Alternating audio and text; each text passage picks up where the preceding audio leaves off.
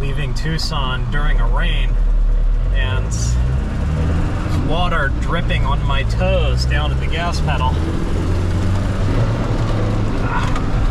Can't mind it, grind it.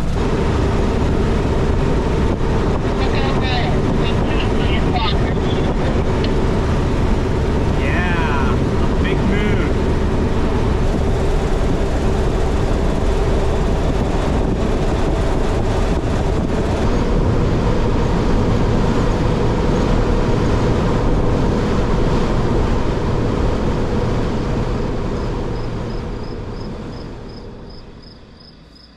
It's humid here.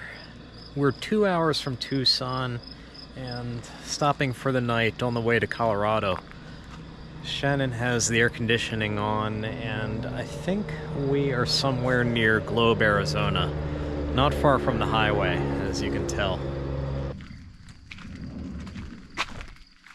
Good morning. Oh, good morning. It's okay. Are we okay for me to leave? Yeah. If you want to start up the mountain, Yeah. I want to just, well, I'll be right behind you. Okay.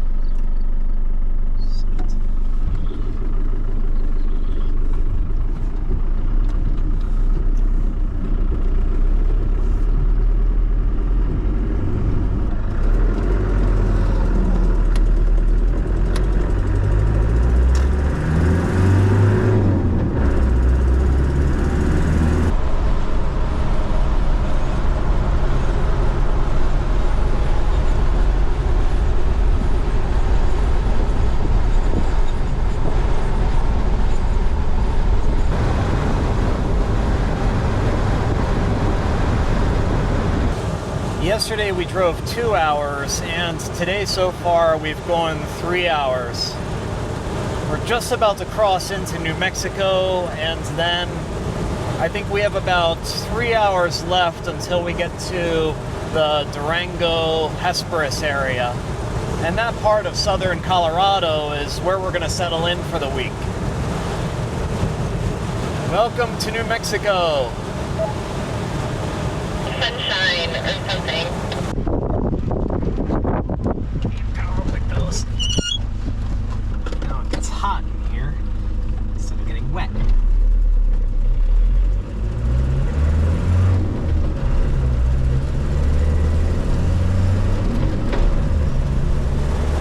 We just topped off both vehicles on diesel and are about ready to leave New Mexico and headed to Colorado and toward Hesperus.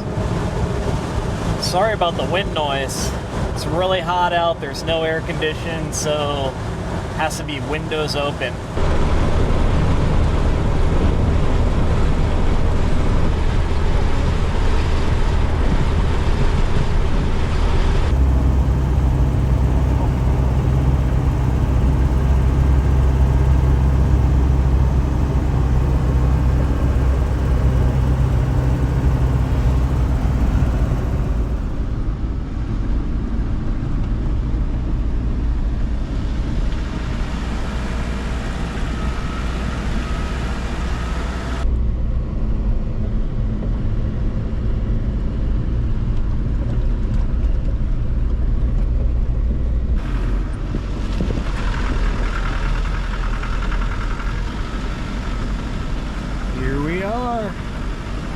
No place like home.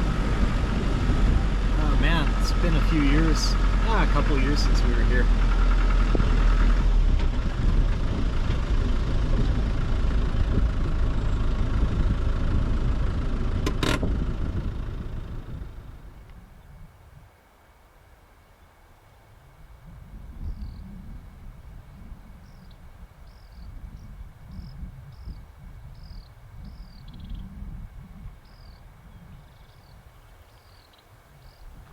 Eight-and-a-half-hour drive from our home in Arizona to this campsite in southern Colorado. And that's according to Google Maps in a sensible vehicle. it might have taken Shannon and I a little bit longer than that.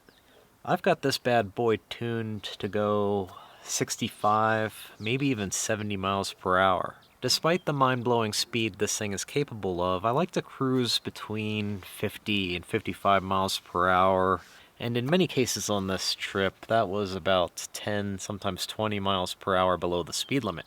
I'm sure a ton of drivers were really tired of being behind us. I think we were passed maybe 3 dozen times at least. And I'm thinking, where does everyone need to be that they all need to go the speed limit? If every car was equipped with a 200 TDI 4-cylinder turbo diesel, then passing wouldn't be an issue. This is not our first stay at this campsite. It happens to be one of our favorites. We were last here maybe 2 years ago when we were full-time mobile living in the van and in the Jeep. It's one of our favorites because the mountains are right there. We've got a great view of the sky for satellite connectivity, and pavement, well, in the distance you can probably hear the cars. Tonight Shannon and I are going to catch up on some rest, and tomorrow, Sunday, I think first thing we're going to take the Land Rover into town and get coffee, hang out a little bit, and walk around, see the sights and sounds. We're heading into town. Land Rover is sputtering a little bit this morning after a 500-mile drive. It's a little bit chillier here. We're a little bit higher elevation, so it's probably normal. Let's go get coffee. Cheers. We already ate our pastries. Been there for about 3 years. I don't think he's going to be there forever. We're enjoying quiet morning, doing some planning. Yes. So we've got the screens out. Yeah. It's going to be really fun today. We're thinking about putting our pack rafts into the Animas River, but we're a little bit inexperienced. I mean, it doesn't look too bad, but I'm worried if it's deep enough. A lot of exposed rocks. We need to go to an outdoor shop anyway. I need a new PFD and some other camping stuff, so we'll ask the locals what they think.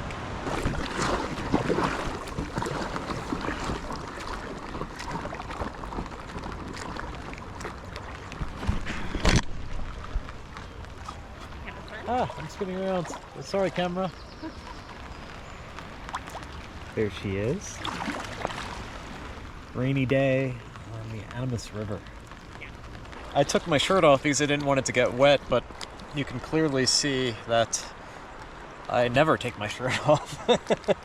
Yes, please avert your eyes. Ah, yes, hardcore. I'm sorry,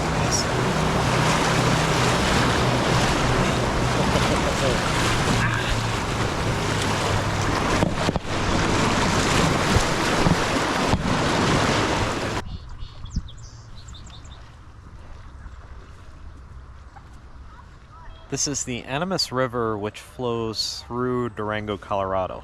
And we left our van back at camp, brought the Land Rover into town, and yeah, we had our pack rafts, and we're like, let's do it. It's a beautiful summer day. There are a lot of people out here in the river with us, but it's still peaceful.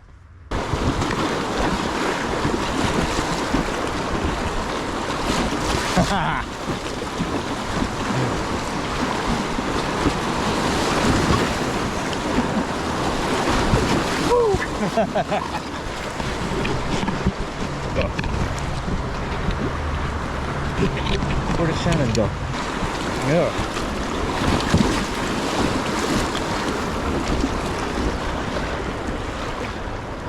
Okay. Get these up onto the grass and then deflate them.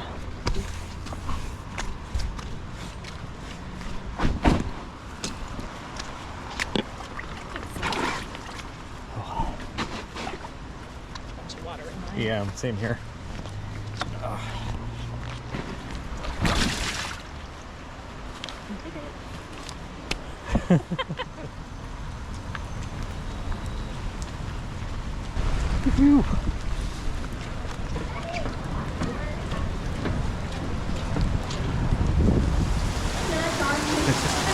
In the rain.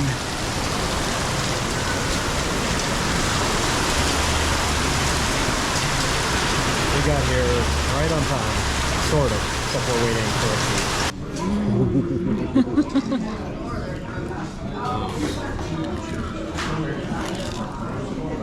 That's really good.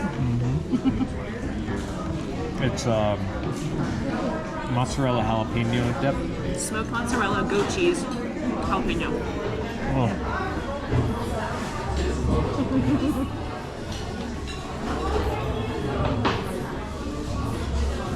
Worth the wait. Yeah. Worth the wait. Cheers. Cheers.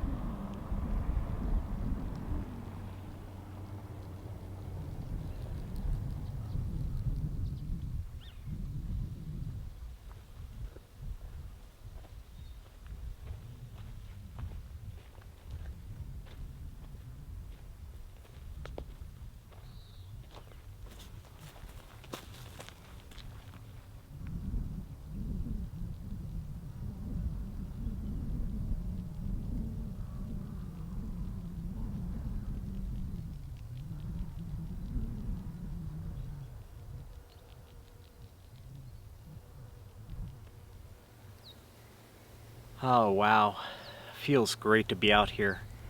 I'm stretching the Defender's legs today and actually engaging low range. I did a lot of work on the truck in the past couple months.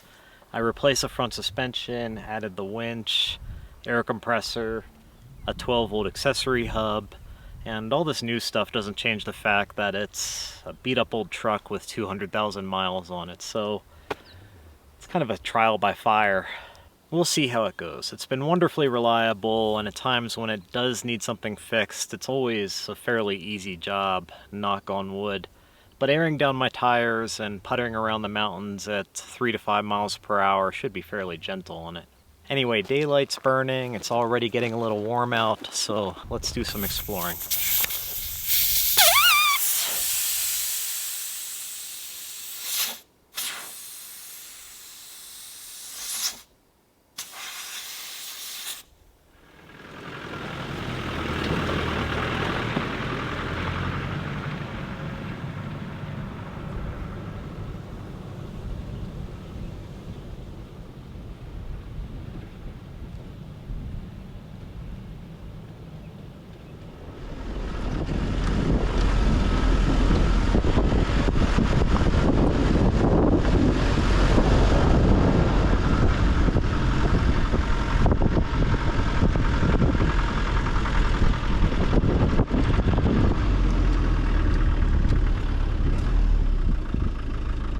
Very nice dispersed campsite on the side of the mountain. Some signs of life, but spacious, it's grassy, and there's a cutout right here with a decent view of the mountains to the west.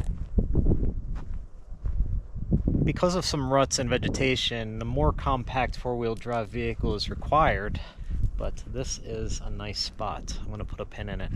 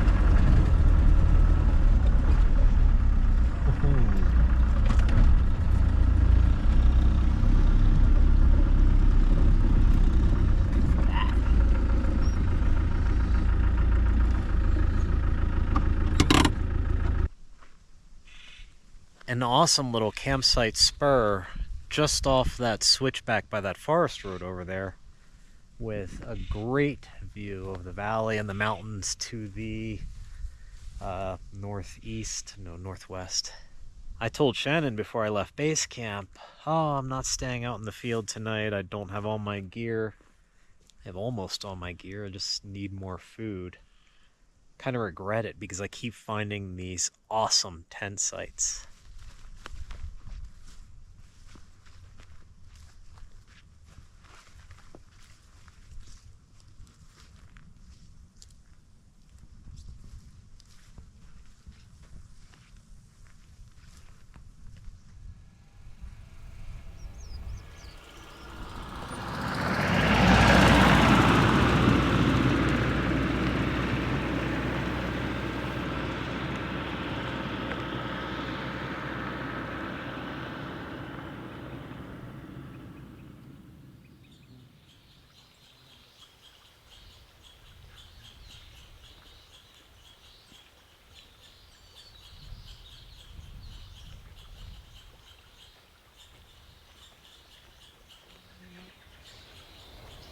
After following the forest road for a dozen miles or so, way up here in the mountains, I happen upon this beautiful high elevation lake. On the west side of the lake, there's a gentle footpath that I followed to the south, and I'm currently across the lake from where I'm parked. It terminates at a small tent site, and it might continue, but it becomes really lightly traveled beyond this point. But this is beautiful. A great place to have a picnic or set up camp for the night.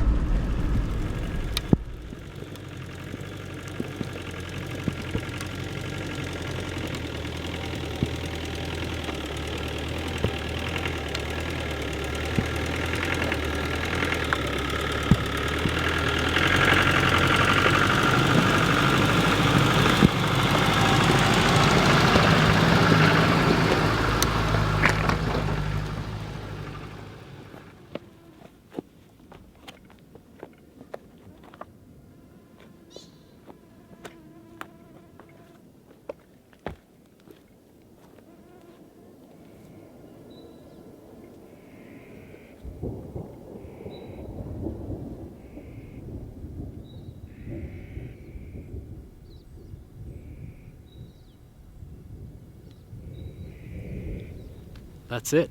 I'm out of road. The forest road terminates at a hiking trailhead, and there's a nice clearing right where I'm parked with a stone fire ring. From pavement, I drove 25 miles total, and only the last 2 miles was a rugged 2-track. The Land Rover did just fine. It was a beautiful scenic drive most of the way, so I wouldn't come out here looking for a 4-wheel drive challenge, but expect a ton of great scenery and bring your camera. Oh, not to mention dispersed campsites. There's great ones. It is just about 5 p.m., so I'm going to start working my way back down and head back to Basecamp for dinner. Patreon subscribers and paid members of my website, venture4wd.com, have access to my GPS data. More of our 2024 Colorado adventure in the next episode. Thanks for watching, everyone.